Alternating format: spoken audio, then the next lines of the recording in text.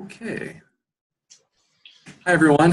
My name is Dr. Joseph Hammer, and with me is Melanie Brewster from Teachers College at Columbia University. Melanie, you want to say a little bit about yourself professionally? Yeah, sure.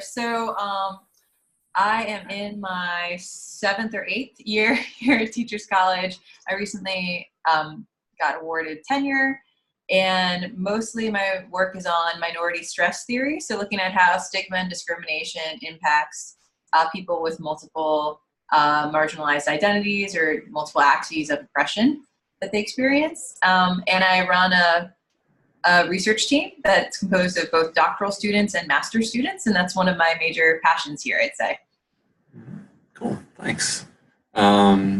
So today we're getting together for a little bit to talk about how are grad students supposed to build relationship and relate to faculty at the new counseling psych program they're in, especially with their major professor, their faculty advisor, who they're most likely to work close with. Because I know you and I have talked previously about mentoring these folks and the types of relationships we hope to build, and the fact that a lot of students coming into our programs don't necessarily know how exactly am I supposed to relate. So we thought, why don't we just talk openly about it and record it, and hopefully that can help some folks who are thinking about this if they're going to be joining a program, say next fall, what they can do. So where should we start? I think one of the obvious points for both of us is that I think lines can get a little bit blurry, especially when your advisor either is or appears to be kind of close to your age. Mm-hmm. And so I think it's complicated for students and for faculty alike, because on one hand, your advisor might be somebody that you feel connected to on like a friend level, but on the other hand, they have a lot of authority and power, and they're kind of directing a big course of your life, which is your PhD training. So I think that that's something at least I've noticed, and maybe it'll get less prevalent as I get older and like more years come between my students and I, but I don't know if that's something that's come up for you too. Mm-hmm. Yeah, absolutely. I mean, because I still appear pretty youthful and similar in age to my advisees, that it tends to draw that a lot out of them, because some of their friends don't look so different than me.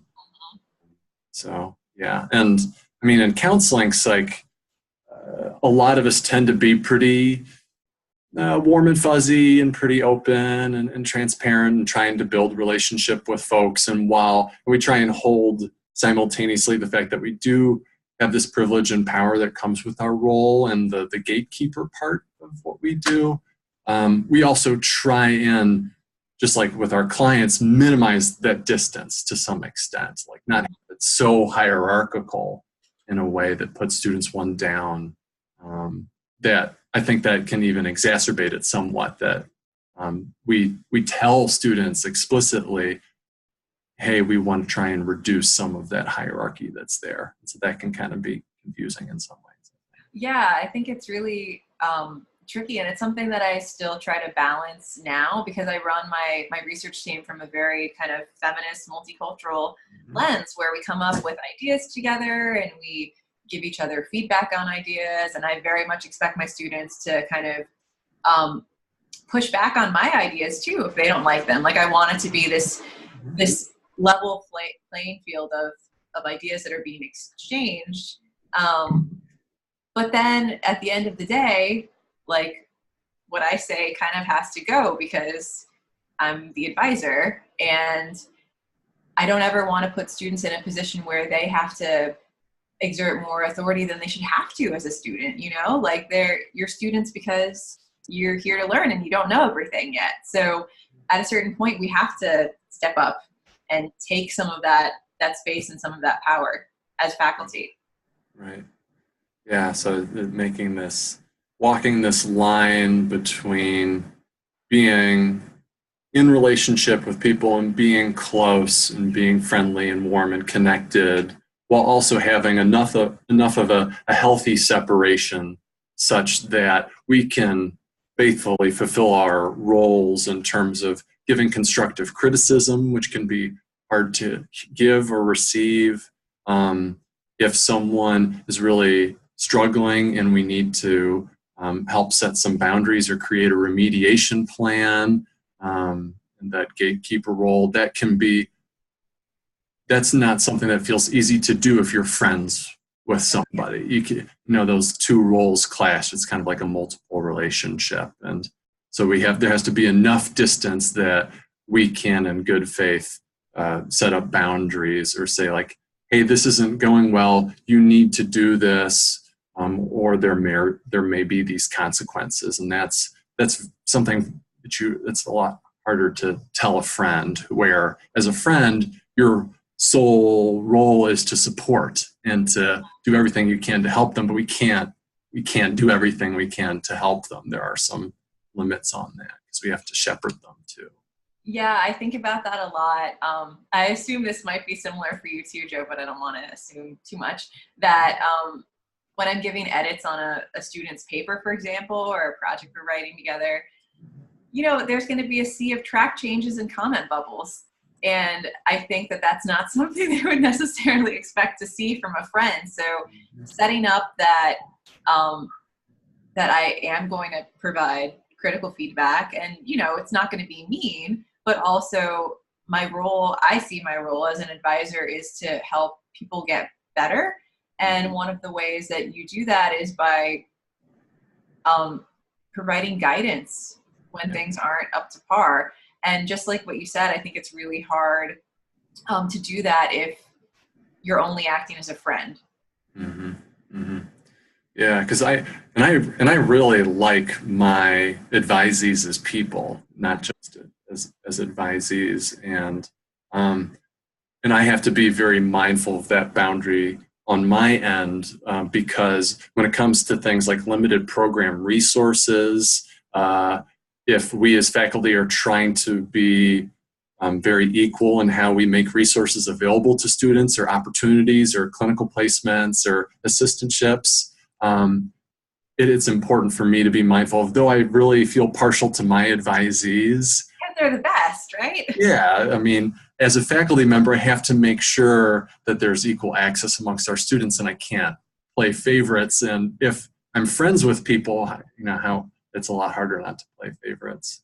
Yeah, I also feel like both of us, we forgot to mention this in our intros, but both of us are now training directors in our program. So I think they're also, for me, I'm really mindful of the fact that even though I probably have a naturally closer relationship with some of my research team members and my personal doctoral students, that I feel pretty mindful of keeping good boundaries, because I also can't have that relationship with other students necessarily. So trying to be as egalitarian as possible, because again, like, we have to work with students when we're approving internship petitions and offsite practicum and all these other things that require us to be gatekeepers. And so I think if there's a real imbalance, like you're super close to one student, but yet you're more boundaried with another, then it's going to feel unfair and it could build up resentment. Mm-hmm. Exactly. Yeah. So I wonder at this point if we want to pivot to some of so how do we do this? How do we seek to build this relationship? I'm wondering if we want to maybe warm up to this by speaking from our end, what we try and do on our end, and then we can kind of transition into giving advice from their end and how we hope our new students and continuing students will approach us or reciprocate that building of relationship. Is that the approach? Okay. That sounds good. So thinking about, you've got let's pretend it's, August 2019 or next August or whatever, and you're really excited about this new doctoral advisee that you're bringing in, and you had a little bit of FaceTime with them during the interview, but you're about to start in earnest spending a lot of time with them and building this working relationship. What's on your mind as you're going into those first few meetings and kind of setting the tone or the culture for how you're going to work together? Yeah, so one of the things that I typically do is that I talk about kind of norms around how often we'll meet and what they can expect from me. I let them know that I try my hardest to respond to emails quite quickly, and that's not an expectation that everybody would have, but that it's probably best for them to, if they need something from me, to try to set up an appointment, because, you know, as training director, there might be a lot of other things going on. So if they just pop in, I might not be able to drop everything and meet their needs. I also let them know that I hope that if they need something, that they'll always reach out to me. Like, I don't want students to ever struggle on their own. And I think early in a doctoral program, often people have a lot of like imposter syndrome stuff that's activated, and they feel like they should know everything by now. And I think sometimes that can lead people to do one of two things. The first is to send lots and lots of emails and try to get all the answers right then, to kind of soothe their anxiety and feel like, I'm going to ask all the questions, even if I don't need to know them right now, just so I can have some power, which is totally understandable, and probably was my approach as a student. The other is that you feel like you should know all of these things, but you don't, so then you totally disengage. And then you might see that student again, like down the road. So I present these scenarios with incoming students, and I let them know that, like, we should have a system where they don't feel like they need to be either of those people. And I invite them to give me feedback too, if they feel like we're disconnected or if they're not getting what they need from me. Sometimes we'll schedule regular check-in dates to ensure that they're getting enough mentoring. But really, we just discuss norms mostly. What about you? What do you do?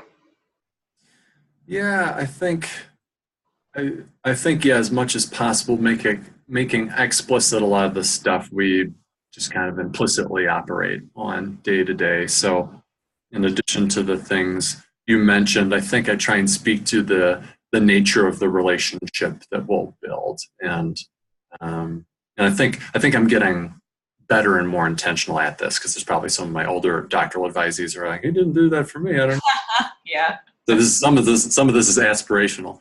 But what I think I aspire to do is to speak directly to what is this relationship that we have? How are we supposed to relate to each other? So that look like saying things like, you know, we're going to be working really closely together over the next 5+ years, and we're in this mentoring relationship where I'm going to try and provide you a mix of support and constructive criticism and guidance.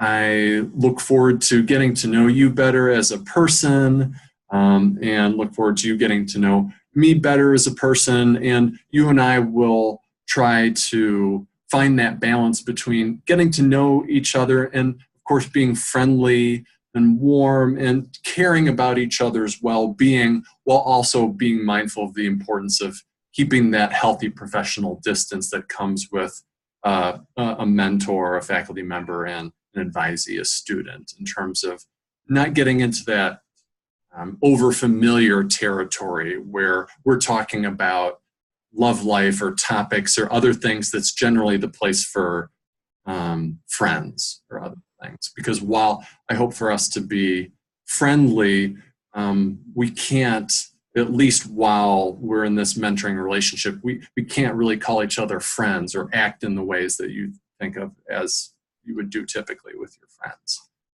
And that's something that might be a little fuzzy right now, and we'll make that clearer over time. So, and that's not the best, most eloquent way I've ever said that, but something along those lines where I'm trying to, I think, make that distinction. I think that's a really clear, actually, articulation of it.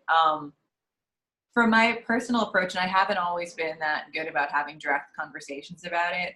I remember, this is for a student that graduated a while ago, and we've like joked around about it since then. So I think it's fine that I share the story. But they mentioned that we both like crafting and like this artsy stuff. And they said they could imagine that we would like get together and do crafty stuff if we were in a different capacity, if I wasn't their advisor. And I was like, yes, probably that is the case. And that's I think can be hard, especially for people that might not be from the same city, that are still adjusting, that are looking for community. It seems like your advisor might be a natural person to turn to for that. But at the same time, one of the reasons why I try to maintain really clear boundaries is that in a friendship, both sides have to be there for each other. And I don't feel like it's ever a student's responsibility, nor should they be put in the place where they have to think about my needs. Yes. I think about it a lot as parallel to a therapy relationship. Yes. Where I'm very empathic and there for them, and I'm there to support them, and I'm there to challenge them and direct them when they need as a client. But I don't want my students to ever think, oh, Dr. Brewster was having a really hard time, so I can't approach her for this. And I feel like if I start to share too much personal information, my students will start to think of me as somebody that they need to either care give or just think of differently. And like, they got too much on their plate to worry about me. Like, I can contain myself and use my friends for that. So that's one of the reasons why I have those boundaries, I think. Yeah, that part is so important. And of course, and when I think of any stories where the theme is that the professor had some looser boundaries or divulged some of this life stressors or other stuff and seemed to seek support from the student, usually that story didn't end well. No. Right? It's like a red flag, I think, for us. And so, yeah, that's a great point, that ideally, what students are giving us is their time, their hard work, their warmth and care for us, but not in that supporting or caregiving way. They should never ever do something that a parent would need to do. If anything, the parenting is from us to them. Yeah, exactly. I think a lot about how I'll hear students say, like, oh, I didn't want to bother them because they seem really stressed or busy about faculty. And I think, like, that should not be your concern. Like, our job as faculty is to take care of you. And so you should never feel like a faculty member is too distressed to handle mentoring, because that's like one of the joys of our job. So I think you got to contain some of that as a faculty member. Yeah. And one of the toughest things I find about being a faculty mentor is that, and this is true for being a faculty in a counseling psych program where we're training therapists, which is, to some extent, we can provide some degree of emotional support to our students, but we're not supposed to cross that line where it goes from mentoring-ish support to therapist. Like when the conversation or a dialogue or a relationship becomes therapy-esque, then we can start to get into trouble. Because in a therapist role, again, there's no gatekeeping that's involved. It's all for the well-being of the student, and there's no forced accountability or gatekeeping. But that's one of the things we have to do as faculty. So we have to walk that line between providing support when students are having tough times and being empathetic to that, but not trying to do therapeutic or change work with them. Yeah, that's really. Sorry, go ahead. Go ahead. Yeah, I was just going to say, it gets really tricky because we're a gatekeeper for their learning, but also we have to have client welfare in mind too. So for example, and this is totally made up, but if a student of mine would say, I'm so stressed out, I haven't been sleeping or eating, or I've just been crying all the time. Obviously, like, I would have a lot of empathy for them, but 2 alarm bells would go off because I'd be concerned about them, clearly, but also I'd have to think maybe they shouldn't be seeing clients right now if they're that distressed. And then what does that mean to have that difficult conversation of, well, maybe you have to leave your clinical site or take a medical leave. I just think it gets really blurry. Yeah. Yep, absolutely. Yeah, that's really important for everybody to understand, is that we are preparing people with the well-being of the public in mind, and that ethically has to be a top priority. We can't compromise on that. Yeah. So it's not just about them. We're serving this other public, this other entity. Yeah. Trying to think about what pieces of this we haven't quite touched on that we should. I know whenever we can get concrete, I really like that, because some of the general abstract advice can be hard to translate into concreteness. So one piece of it is just on this one little piece of like how to small talk with faculty members. It can seem like a trivial piece, but I want to try and give some folks some concreteness around this, just because of what I've noticed in interacting with students and kind of what I'm hoping to see from them in terms of how they approach me. So things, I kind of wrote some stuff down. So you kind of think about how do we interact with and make small talk with the faculty in our program. I kind of think about like the APA convention or a conference sort of model, where appropriate things to open with are like, how's your semester going? Or how have classes been? Or something that's light enough that's not too intrusive, or it's not something you would ask a friend, like asking a faculty member who you don't know well, like, how was your weekend? That kind of, depending on how it's the tone and such, kind of walks that line between like, I don't know that me as a faculty member, I want to be, it's your business for me to be telling you about what I did this weekend, because that's kind of more personal life stuff. Or I'm trying to think, can you think of examples, hypothetical or real, of something where someone might ask you something that's a little more too familiar than you'd prefer?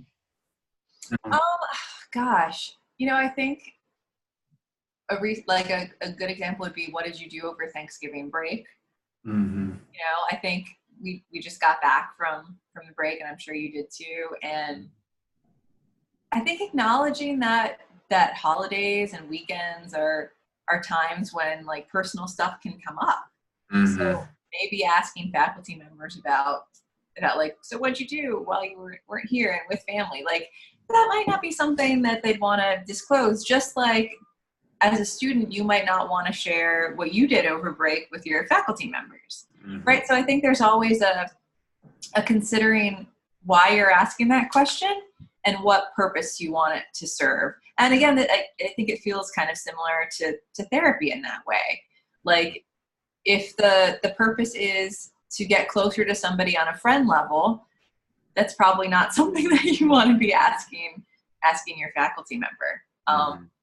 Because your goal is to work with your faculty member to help you get through the program, not necessarily to be best friends after the end of the program. Mm-hmm.